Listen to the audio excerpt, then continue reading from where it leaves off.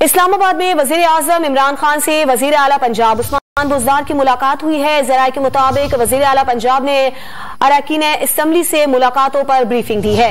इसकी तफसीलात लेंगे डॉन न्यूज के नुमाइंदे सनाउल्ला से। सनाउल्ला, क्या एजेंडा था इस मुलाकात का?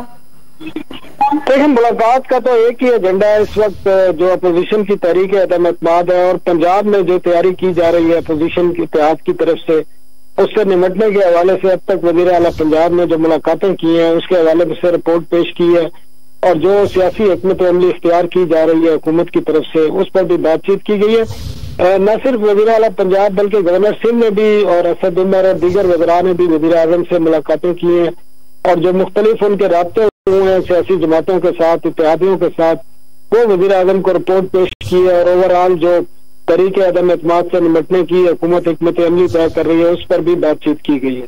जी सनाउल्ला, बहुत शुक्रिया।